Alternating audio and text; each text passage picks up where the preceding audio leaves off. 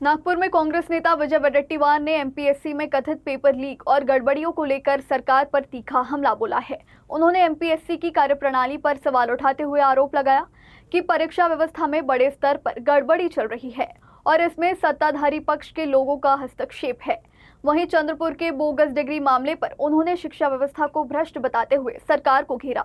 आदिवासी छात्रों के आंदोलन को लेकर भी वडेट्टीवार ने सरकार पर संवेदनहीनता का आरोप लगाते हुए कहा कि मांगे नहीं मानी गई तो युवाओं का आक्रोश बड़े आंदोलन में बदल सकता है। या सगळ्या पेपर ऑनलाईन करण्यापेक्षा आता ऑफलाईन करावे आणि क्लास 3 क्लास 4च्या जागा जिल्हाधिकाऱ्यांच्याकडे रिक्रुटमेंटसाठी द्याव्या, तरच यातील गोंधळ आणि गडबड थांबू शकेल। इथे प्रचंड गोंधळ झाला आहे। मी पूर्णपणे जबाबदारीने आरोप करतोय।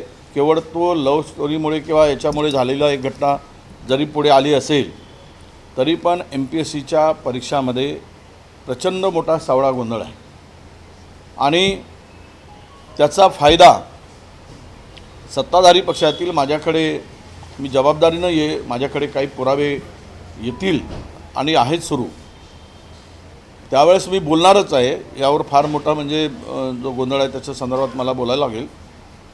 पण सत्ताधाऱ्यांनी त्या एमपीएससीच्या क्लास 1 क्लास 2च्या अनेक जागेवर हस्तक्षेप, मी सरळ बोलतोय, हस्तक्षेप केला जातोय आणि त्यातून मग गोंधळाला सुरुवात होते।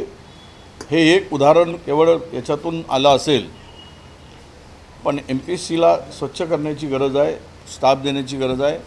स्वच्छ काय म्हणतो त्याला आपण, थोडासा अध्यक्ष असतील, सदस्य असतील, त्यांचा बॅकग्राऊंड तपासण्याची आवश्यकता आहे, तरच एमपीएससीच्या एक्झाम पारदर्शी होतील असं मला वाटतं।